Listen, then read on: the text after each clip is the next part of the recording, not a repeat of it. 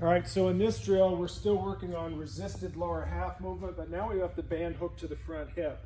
So we're still gonna set up and we're gonna get that linear piece with the lower half, but now because the band's over here, we're really gonna have to, when we get that front foot down, or specifically that front heel down, we're going into rotation from the hip. So go ahead and set up for me. We're setting up as normal. We're gonna go ahead and stride. Front foot comes down, the heel goes down, and we're now really trying to turn that belly button to the pitcher, and we're trying to do that explosively. And then we actually want your athletes, young hitters, to hold that maybe a count or two, so they actually condition the muscles, the balance muscles around the front leg and hip and pelvis to hold that. Let's see what it looks like.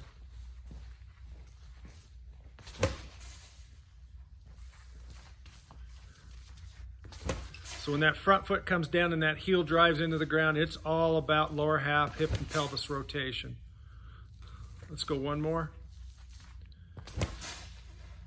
Andy, what do you see with young hitters? What do we need to be aware of here?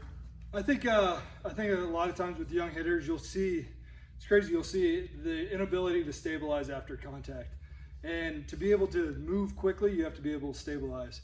So this drill, and what's really cool about this whole system is we're training, and it's specific to baseball. So we're actually making baseball moves against resistance.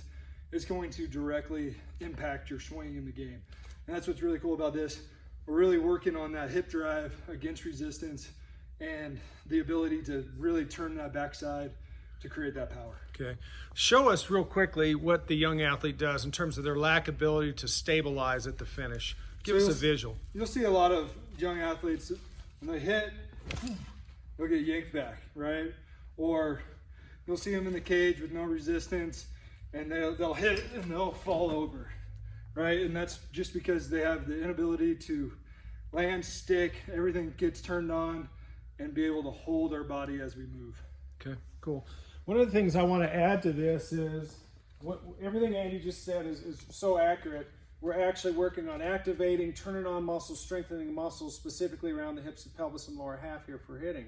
Sometimes, though, the real magic occurs when we pull the band off. So he's taken 4, 5, 6 swings. I'm going to have him pull the band off. And what's going to happen is now we basically went through the swing motions. We've activated the muscles around the hips, pelvis, and lower half, responsible to turn the hips while he's swinging. So basically, his hips should come flying through now.